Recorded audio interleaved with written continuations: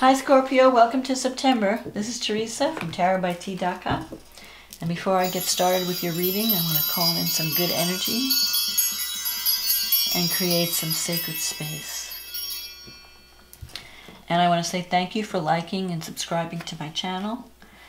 And thank you for sharing. And thank you for taking the time out to comment on the videos. I really enjoy hearing feedback from the readings.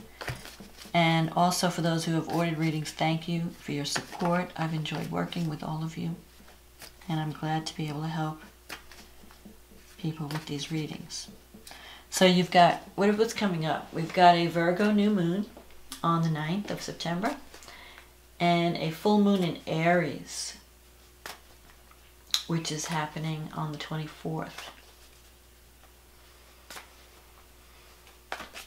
So let's see what's going on for Scorpio. We'll talk about the astrology later. What does Scorpio need to know about love and relationships for the month of September? What does Scorpio need to know about love and relationships for the month of September? What does Scorpio need to know about love and relationships for the month of September? What does Scorpio need to know about love and relationships for the month of September?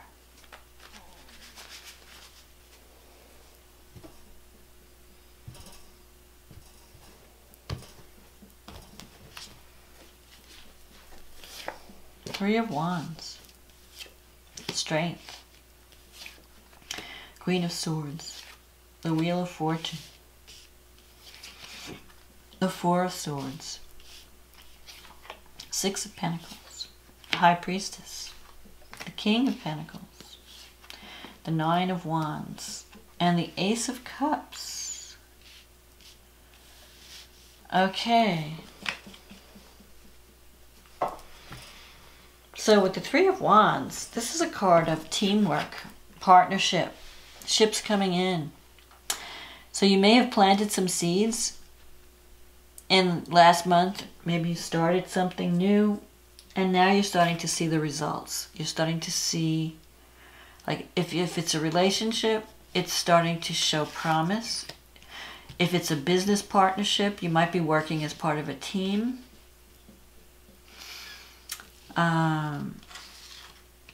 But in September, all your hard work is going to start to pay off. You're going to start to see the results of your efforts in September. Now the Strength card, this is a card of, this is what's blocking you. So you have strong emotions.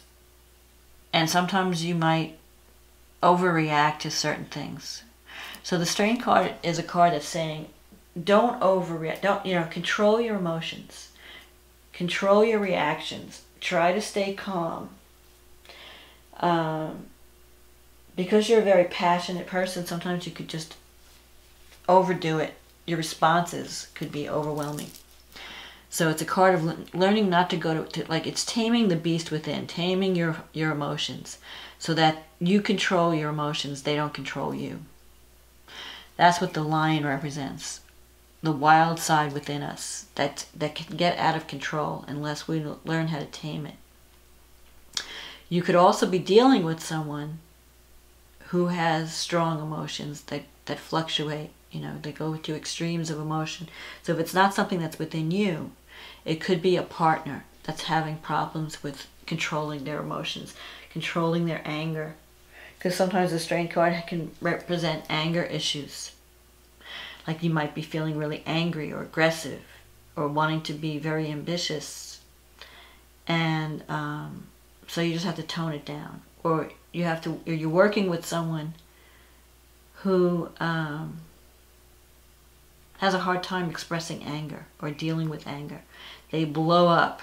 They're very sensitive to things, and then they just overreact and blow up. They don't know how to get their needs met without getting angry. So you could be helping someone go through something like that, or dealing with their anger. Or you could be dating someone who's having to go through counseling to deal with their strong emotions. So if it's not you, if you're not going to counseling to help you deal with emotional issue, then you could be dealing with someone like a relationship partner that's having those issues. Now, in the past, you have the Queen of Swords. So you've been through a lot in the past, and it's caused you to be very independent and very like you're almost giving off a very tough vibe. Like, don't come, I can do it, I don't need anyone's help, don't come near me. You haven't been showing that you're open to love. You're almost like afraid to express your vulnerability. You might be coming across as harsh. Or you could have been dealing with someone who's an air sign who is displaying this kind of energy. Because the Queen of Swords is could be an air sign, Gemini, Libra, Aquarius, who's very unemotional, seems to lack compassion. You know, she's just very direct, very outspoken. She cuts to the chase. She does not mince words. You know, if she's got a problem with you, she'll come right out and say it. And sometimes she can come across as harsh and judgmental. So you could be dealing with someone like that, with that kind of energy, someone who's very harsh, judgmental. The Wheel of Fortune, things are changing though in your life. I mean, you might, whatever you're going through, whatever you've been through, things are going on behind the scenes, because you have the High Priestess here. Your life is changing. And coming up in the future, you have the Four of Swords. So you might have been through a lot in the recent past. And now in September, you're going to get a chance to rest. Because the Four of Swords is about taking time out to heal. Taking time out to rest, because you've been through so much. And it's also about, with the Six of Pentacles, learning how to give and take. Like, you might have put a lot of energy towards a relationship, and it might have been one-sided. It might have been like you were doing all the work, you were doing all the giving, and you just kind of wore out. You're tired of trying, you're tired of giving. The Six is saying, you know, you have to learn to give to yourself too. You can't always be there for everyone. You can't always keep giving your energy, and getting nothing back, because then you get burnt out. So I feel like you're going through some type of burnout in September. And you need rest, and you need to balance the giving. You need to learn to say no and set boundaries and say, no, I can't do this for you. I need to take time out for me. So, you know, turn the phone off, take the phone off the hook, whatever. Take that long bath, meditate, whatever you need to recharge. Don't let your relationships drain you in September. Because there's a possibility with this Strength card that there's someone around you who's very needy, who's very emotional, who just wants too much from you. So you have to learn how to balance the giving and make sure you're getting back as much as you're giving out. You have the High Priestess. This is a card of trust your intuition. You haven't been trusting your intuition. It's like there's knowledge, there is information that you get that is not, you know, visible with the High Priestess. Like, some things are very obvious and you know what's going on. In this case, you might be in a relationship where you're not sure what's going on. You're not seeing signs. So you're kind of confused. It's like you're driving blind. And with the High Priestess, you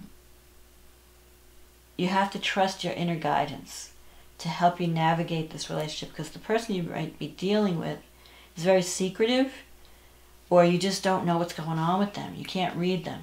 It's very hard to read them because they're so closed. You could be dealing with an earth sign, this King of Pentacles, in September. So it could be Taurus, Virgo, Capricorn. This person is deals with money, deals with land. I'm kind of getting a Taurus vibe because there's a bull in the card here. So it could be someone with sun, moon, or rising, Taurus rising, sun or moon. And even Capricorn, because with the horns. But this person cares about family, cares about security, financial security. Very stable person. But they're very traditional. Very kind of conservative. They're not, you're just like your regular guy. They're not very exciting. You know, they're not going to surprise you with some crazy idea. You know, they're just very stable, very predictable.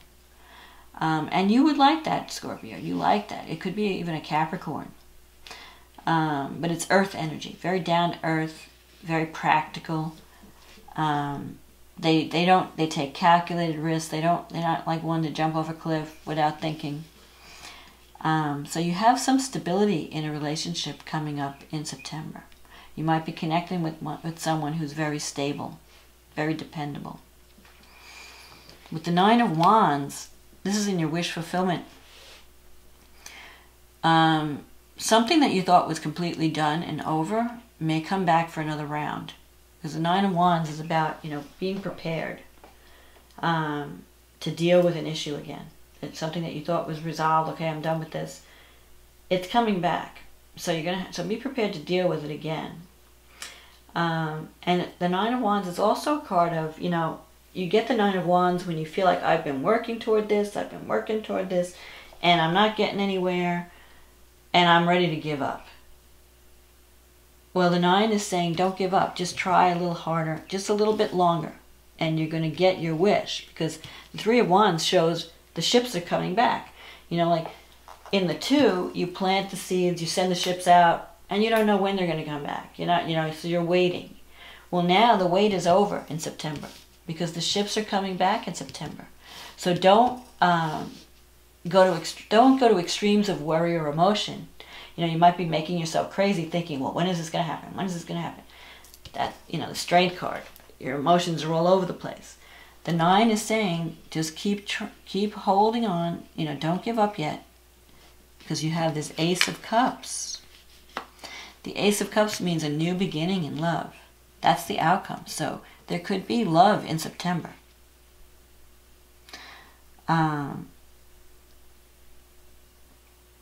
It's either a new love or a new beginning with someone, with a person you've already known, that you're already involved with, and you decide, you know, to have a new start together. But I feel like there'll be stability in this new beginning.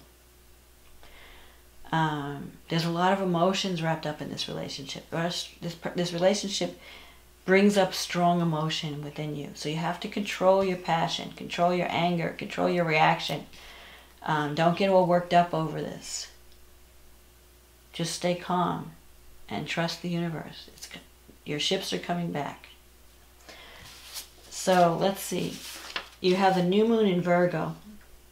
And this is falling in your 11th house. So you could start working on, like, it's the beginning of a dream fulfilled. You have Neptune in the 5th house. So with the new moon, you could have a new beginning in a friendship. So someone that you were friends with could turn into a love relationship. You could meet this person through the groups you belong to, the friendships you belong to. You might be forming new friendships even. New groups. Neptune is in the 5th. Neptune in the 5th is a good place because, well, for one thing, it could bring a romantic partner. Very idealized, very romanticized. It feels like a soulmate connection. But it could also bring creativity and spirituality. Like you could be having fun. You could be doing something really creative with the 5th house. So sometimes with Neptune in the 5th, though, you might idealize someone or you might glamorize someone. You know, you might go, you might be like gaga over someone and not seeing them completely. You know, you're in that stage, that honeymoon stage where they're like, they can do no wrong. So eventually they're going to become human. So right now they might be like your prince in shining armor in September. You have Jupiter and Venus in the 1st house in September. So you're going to be attracting love. Jupiter just brings opportunity. Venus brings love. Jupiter's been in your 1st house all year. It's going to start to go into Sagittarius in November. So this is a perfect time for you to put yourself out there. Venus in the first house. When Venus is in the first house, you look beautiful. And you don't have to do anything to attract love with Venus in the first house. You just have to be you, and you will attract love. Pluto's going through your third house. That's a house of communication. So there could be some power struggles with relatives and neighbors and siblings.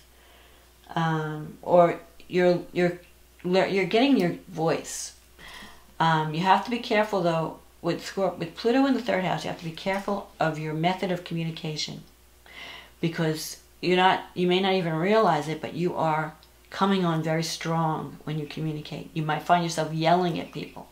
You know, people say, calm down, stop yelling. You know, you don't even realize, because you're so passionate about what you believe and what you're communicating, that you don't see how strong your delivery is.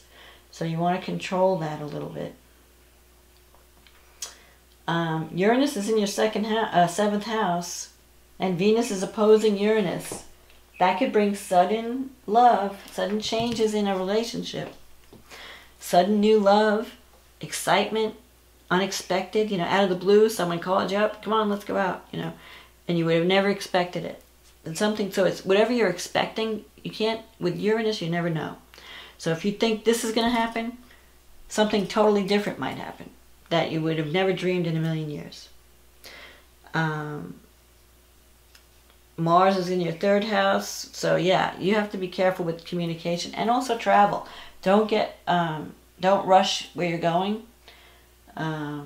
because you know, at Mars, there's a lot of energy in communication. You almost have this fighting tone, like every conversation is an argument or a battle. So you just want to tone it down. Get your message across, but just tone it down. Just take, you know, count to 10, take a few deep breaths, and then deliver. Don't talk when you're mad. Don't type a resume. Don't type an email when you're angry. You know, because then you're going to be like blasting people. You know, through communication. You know, it's like you're going to be like a flamethrower. You're just gonna. So just calm yourself down when you're communicating. The full moon in Aries happens in your 12th house, and it's affecting your 12th and your 6th house.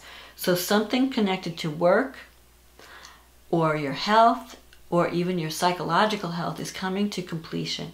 You might be finishing up an important project at work, or you might be dealing with psychological issues, because at the 12th house you're releasing baggage and you're getting prepared for like a new beginning. When planets move from the 12th house to the 1st house, it's like, you know, ending a cycle and then we're getting ready to start a new cycle. So you're releasing, you know, you're like learning your lessons, releasing your karma. Okay, I'm clearing the decks, I'm getting ready for a new start. So this full moon is like, okay, I'm at the end of this karmic cycle, because the 12th and the 6th house has a karmic connection. So you're finishing old karma with this full moon, getting ready to start with the new moon. So when you have that in October, the new moon in Taurus, and then you're going to have, no, there'll be a full moon in Taurus, I'm sorry. When you're going to have the new moon in Scorpio in November, that will be like your new start. That's when you're on a new path. So right now it's a time of clearing out, finishing up. Saturn's in your 3rd house. So you could have arguments with authority figures or difficult communication with authority figures, or you feel restricted in your communication. Like that's probably why, especially with Pluto and Mars there, you're feeling frustrated. There's a lot of frustration. You feel like authority figures are holding you back or blocking you in some way, and you want to communicate but you can't, so your anger's building up. Just don't explode, okay? Just take a few deep breaths, meditate, do relaxation, you know, think before you communicate. You have the North Node in the 10th house. So this full moon is bringing something to culmination that connects with your career or your status. So if you're in a relationship, you could be meeting someone that you could really connect with that will change your status. So you could have like a new job offer or a culmination in a career where you're finishing up a project and you're getting recognition. Finally, You know, like people are seeing you for your contribution. And you're getting on the right path. It's like clearing out what's no longer working, clearing out the old, so I can get on the right path, so I can fulfill my karmic destiny, and I can get recognized for the work that I do, for my contribution. Mars is in the 4th house, and Uranus in the 7th. So Mars is squaring Uranus at the full moon. So you could have some arguments at home connected to a relationship. If you're living with someone, you might be arguing over things around the house. So with Mars in the 4th house, the way you deal with that energy is to do something physical so that you can avoid the argument, you know, wanting to go to war. Mars is a warrior. So if you're not, and it's also one of your ruling planets. Mars and Pluto are ruling planets for Scorpio.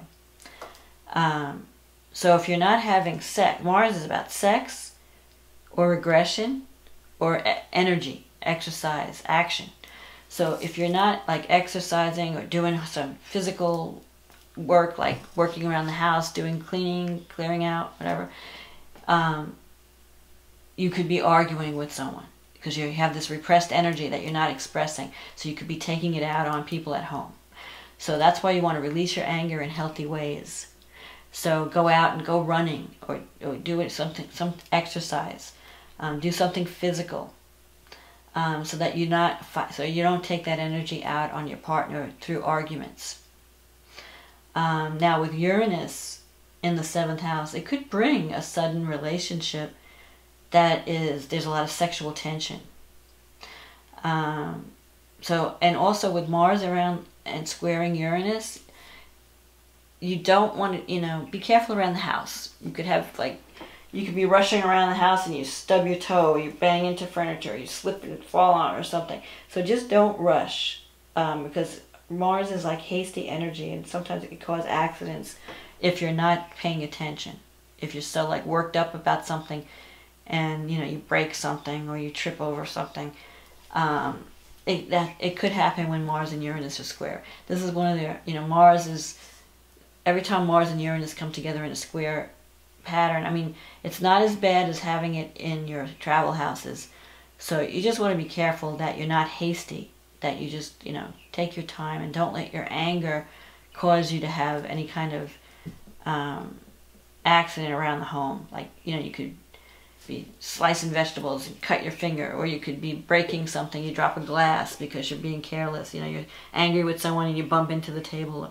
You know, it's little things. It's not, and then this won't happen for everyone, but it's just something to be aware of. So, but in any case, love is on for you in September. If you want it, you have a new beginning. So be patient. Don't give up on the dream. Control your emotions. Don't overreact. And don't be afraid to connect with this person that's in your environment. You could be connecting with an earth sign, earth or air. Could be coming together in September. Trust your intuition. Trust that gut. Your divine. Take time out to meditate in September. You're going to need that because you've been through so much. You've been working so hard. Take time out to meditate. Do like relaxation techniques. And you will get the answers. The answers will come. But there is a new beginning coming in love in September. A potential for a new relationship, or a new approach to an existing relationship. So that's my forecast for Scorpio for September. I hope you enjoyed this reading. If you'd like to have a private reading, you can visit my website. The link is in the description box, and we can get you on the schedule. You can order a reading through the website, and then we'll be working together. So I hope you enjoyed this reading, Scorpio, and I will talk to you again next month. Bye now.